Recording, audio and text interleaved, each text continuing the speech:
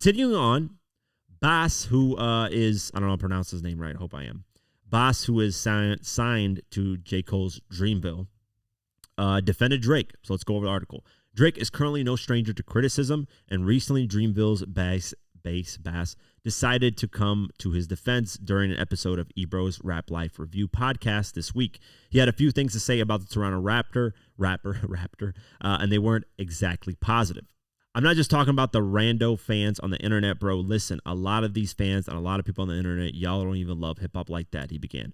You're just fans of an individual. We are having a hip-hop conversation about something that has literally saved our lives, put food on people's plates, and a culture that has been inclusive culture of all different types of ideas and music and expression of all these things for fucking 50 years.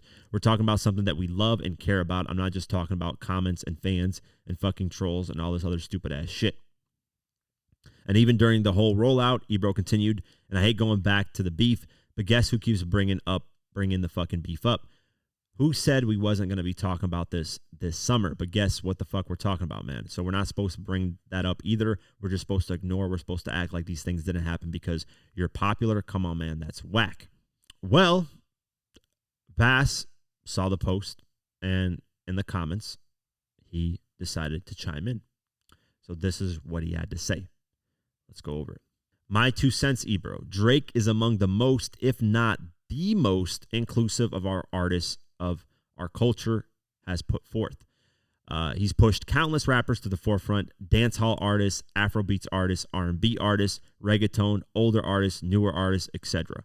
I don't get this culture narrative that's persisted since the battle. If it's the Canadian thing, Toronto is an hour flight from NYC, LOL. I'd argue their culture and ethnic makeup is more akin to NYC than pretty much any city in the States. I agree with that. NYC and Toronto is damn near the same thing. NYC, Toronto, London are trumulative culturally. I butchered that word. Surely it's not his pen. He's arguably the greatest writer of a generation. So what is it? Listen, I agree 100%, man. And people don't like to hear this. People don't. There's Drake haters online that just hate Drake's guts no matter what. Maybe because he's been winning for so long. Maybe because they think he's too soft. Whatever the case may be. I'm not a Drake hater, and I'm also not this Drake stan where I support everything Drake does. But Bass has a point here. Drake has put on for lots of different styles of music. Drake has always shown love to older, newer, whoever the case may be. Drake is somebody who studied hip-hop. I mean, the guy literally, the guy grew up on Clips, Pharrell, all this stuff. He's beefing with them, and I'm sure that hurts his heart to his soul. He knows listen, like the YG, Who Do You Love? That flow and cadence was from a way older artist. I forget the name, man. I'm going to get cooked for not remembering this. But people are saying, oh, he stole that, blah, blah, blah. No, he's paying homage.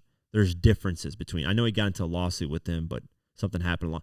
Regardless, the fact that he even knows that type of style, flow, and delivery, that shows to you is like, hey, this guy knows the history of hip-hop. This guy isn't just some guy who became a fan within 2 years and decided to make rap music. No, this guy's been a fan for a long time. I mean, you can see old videos of him when he was an actor, like 13, 14 years old, showing the camera all the CDs he has of hip-hop, from Jay-Z to whoever you can think of. He had a CD of that artist at the time.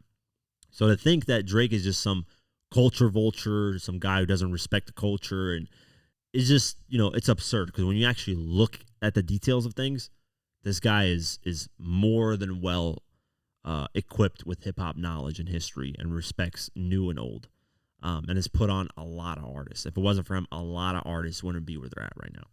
And some of them are beefing with him right now. And I'm not talking about Kendrick. I'm talking about A$AP Rocky. I'm talking about, who else, man? He's helped Meek Mill, and they're beefing at a certain point. There's a lot of artists, man. I can't think off the top of my head, but he's written for a lot of artists too. Maybe not hip hop artists, but R&B. And I actually talk about that in the Hot Rod interview on part 2, I believe. So that's coming out literally as this podcast is out. So yeah, I agree wholeheartedly with what Bass is saying. Continuing on, DJ Paul chimes in. So 3 6 Mafia's DJ Paul chimes in, and he says it clearly. He says, Drake is the best artist I've ever worked with, especially how he does business. Plus, his power is unbelievable. One track with him in 2019 totally rebirthed my production to other big artists. Look at that. That's homage from DJ Paul, another artist in hip hop. So that tells you right there, there's a lot of respect towards Drake. The people that don't respect him are just upset either at him being dominant for so long, or they don't like that he raps and sings, or that they think he's soft, whatever the case may be. There's a lot of different things that you can hate on Drake for, but to say that he's a culture vulture or that he doesn't respect hip hop or that he's just some guy that got into music and doesn't care about it, no. He could have easily transitioned to straight pop and just gone a whole different route. I mean, there's some artists that have done that, but he decided to stick into hip hop, stick into working with hip hop artists and delivering still hip hop music to this day. Some people might not like it. Some might think it's pop rap, but he has records where he just raps straight up. So shout out to DJ Paul. Shout out to Bass for being one of the people that, or two of the people that stand up and defend him, because he's getting a lot of flack online for unfortunate reasons.